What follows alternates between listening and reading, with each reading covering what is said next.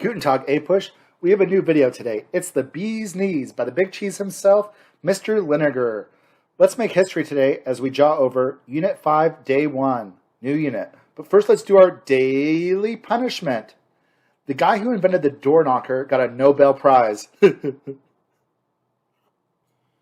Key terms for today: the Credit Mobilier scandal, the Whiskey Ring, the Gold Market scandal, Ulysses S. Grant, the Tweed Ring, the salary grab scandal, hard money, soft money, liberal Republicans, the Panic of 1873, the Greenback Labor Party, the Specie Resumption Act, the Bland-Allison Act, mugwumps, stalwarts, half-breeds, the election of 1877, which we talked about before, greenbacks, the Sherman-Silver Purchase Act.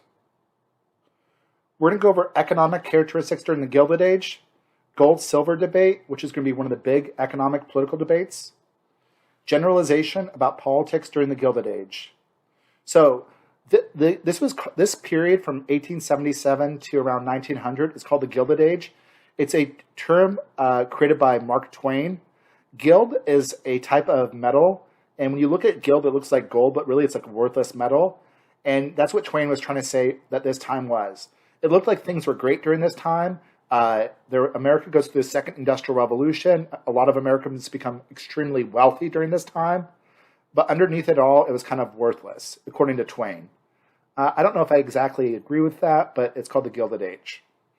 Another way to look at the Gilded Age, it's like if you're, walking around and you see somebody, and then you're like, oh, they're pretty attractive. And then they get closer, and you're like, oh my God, I'm becoming a priest. Yeah, bad times. All right, guys. So let's talk about some scandals. Ulysses S. Grant will be president from 1869 to 1877. His first term will be riddled with scandal, his second with financial panic. Grant has had a pretty bad reputation as president. They thought that he really didn't know what he was doing. Within the last 30 years, he's had a more positive reputation. Grant tried to treat fairly with the Native Americans, and he fought for African Americans' equal rights. The problem with Grant was he was loyal to his friends, and a lot of his friends were corrupt. I like Grant a lot, even as president. I like Grant a lot. He was a recovering alcoholic, and he had some trouble during the Civil War. And as president, I'm going on binges, and I'm kind of sympathetic towards his addiction. So one of the first big scandals for Grant was the gold market scandal. Two wealthy industrialists, Jim Fisk and Jay Gould, will attempt to buy all the gold in America. This would basically give them control over the whole currency. They did this with the help of Grant's brother-in-law. This was eventually found out. It was a big scandal, and that's not good that two wealthy people could control the whole currency of America. Another big scandal, this was actually done by the Democrats, but it's during this time period. The Tweed Ring was a political machine in Tammany Hall, New York. We talked about political machines before. These were individuals that controlled the politics in a city. They would give elections. They would give jobs to people, like to immigrants. In return, they would vote for them. They would basically control corruptly the local politics in a certain area. The Tweed Ring was in Tammany Hall, New York. They used bribery and graft, which is bribery, to control the activities of a political party and to dominate politics. And you will see a lot of these political machines existing after the Civil War, all the way into the 1920s. Here's a famous cartoon of Boss Tweed. He's controlling the counting, so he always wins. Let's continue. Some other scandals. Probably the biggest one was the Credit Mobilier scandal. This railroad was a governmental agency. They're going to be hired by the government. And since they were part of the government, they were hired, but they also got to decide how much to pay themselves. So they gave themselves huge amounts of money. Congress is going to find out about this. Then in order to bribe them, they'll give congressmen stocks to prevent them from saying anything. This will be exposed in 1872 and will make the Grant administration and the Republicans look really corrupt. Another one is the Whiskey Ring. Federal revenue agents were conspiring with liquor industry to skim tariffs and defraud the government. This will also be discovered. Another one is the Indian Ring scandal. The Secretary of War under U.S. Grant was Belknap. He's going to resign after pocketing bribes from suppliers of Indian reserve people. A lot of Indians were in the reserves in the reservation system. They would give out contracts to businesses to provide like food and clothing to the Indians, and this guy was taking bribes to them. In return, the agencies were giving really crappy food and really like poor quality of clothing to the Indians. It was just bad times all around. And then Congress figured they were doing such a great job. In 1873, they're going to give themselves a huge raise. This is going to outrage a lot of Americans. It's called the salary grab scandal. So it just makes this whole time period look very corrupt. Here's a political cartoon for the Credit Mobilier scandal. You see the congressmen and stuff. They're little children. They're all trying to take the cake for the Credit Mobilier. And then Uncle Sam's not looking very happy. Bad time. During this time, the big debate in the Gilded Age is going to be hard money versus soft money. Debtors were people that wanted soft money or cheap money. They wanted inflation. So if you're a debtor, if there's inflation, you owe less because money is worth less. So you want to do a couple things. If you support soft money, you want there to be more printed currency. So you want greenbacks.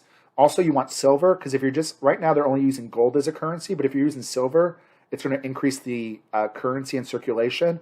So that would cause inflation as well. For debtors, cheap money, soft money would make it easier for them to pay off loans. A lot of Northerners wanted hard money or gold. They don't want inflation because they were the ones that had loaned out money, and this meant that they wanted the money to be worth more. A lot of them were bankers. Gold versus silver debate, baby. Woo! So, during the Civil War, the greenbacks will be created in order to pay for the Civil War. Remember, the North had 80% inflation. After the Civil War, the Treasury will withdraw $100 million from greenbacks, so they will try to do a little bit deflationary policy.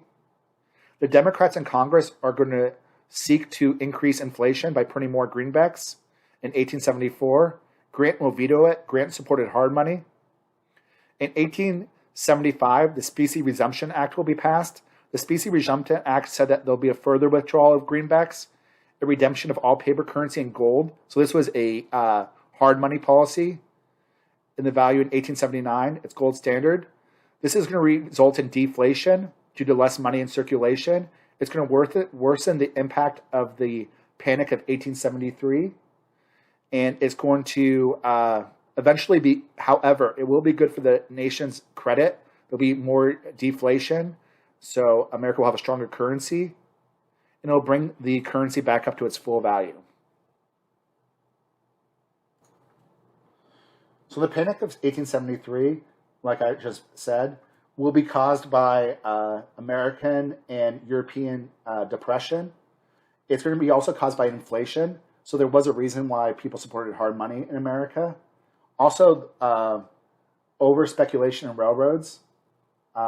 It's going to be a panic that's going to last for around 20 years in America. It's going to be pretty problematic. Eventually, Congress will compromise between the hard money and soft money advocates.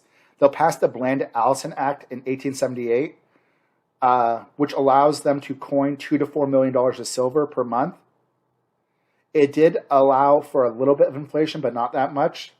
In 1890, they allow for a little bit more purchase of silver as well as a currency called the Sherman Silver Purchase Act. During this time, we will have some third parties in American history. We'll have the Greenback Labor Party. It's going to be formed in 1878. 14 members will be elected to Congress. They wanted a soft money policy. In 1879, the Depression will end, the panic will end after 5 years, and currency is not going to return until like the 1890s. Let's talk about some ideas of some generalizations of politics during this time. The Republican Party is going to dominate politics for the most part in the Gilded Age. A lot of times they'll wave the bloody shirt. The bloody shirt was actually something that the Northerners did, a real person did. He waved his Northern soldier's army uniform that had blood on it. He said, I fought and bled for this country, and the people that you're trying to elect are the ones that were traitors. appealing to patriotism. In 1872, some of the people will be unhappy with Ulysses S. Grant, like Charles Sumner, who was actually a big advocate of radical Republicans. He hated Grant, so he's going to go against him and join the racist Democrats. They weren't happy about Grant being an imperialist and some other things. So some of the liberal Republicans will join with the Democrats, but they'll still lose the election of 1873 against Grant. In 1876, we have the disputed election, Hayes versus Tilden. Then we have the compromise of 1877, where the Republican Hayes will win, and in return, he ends Reconstruction. Let's talk about a couple more things for politics during this time, kiddos. The politics in the Gilded Age will be highly competitive. There'll be few real issues. For the most part, the country's, the Democrats and the Republicans will be pretty similar. Even the Democrats, a lot of the Democrats supported hard money. It's really the more radical Democrats, the more populist ones that support soft money. But like a lot of these elections had like 60, 70% turnout, so it was really good. The Republicans will get their support from the Midwest, rural towns, African Americans, and businessmen. Democrats will get their support from the Solid South and large industrial cities from the factory workers. There are a couple terms you should know. We talked about the spoil system before, which was created under Andrew Jackson. That spoil system was like how when you win an election, you appoint your own friends in office. You don't care about whether they're qualified or not. The spoil system is obviously low-key corrupt. There will be Republicans that support the spoil system. They're called stalwarts. They were led by Rudyard Conkling. Some Republicans, led by James Blaine, wanted to get rid of the spoil system. They wanted to create a test that in order for you to join the government, you have to pass it. They're called half-breeds, and they wanted civil service reform, where you have to take a test. They wanted to base it off of meritocracy. During this time, some Republicans will support Grover Cleveland, who we'll talk about next class. Grover Cleveland was thought to be a very honest Democrat, and the Republicans that supported Grover Cleveland will be called mugwumps. So these are just some terms to know. They're all cute terms: stalwarts, half-breeds, mugwumps. All right, kiddos, that's all I have for you for today. Deuces! Deuces, yeah!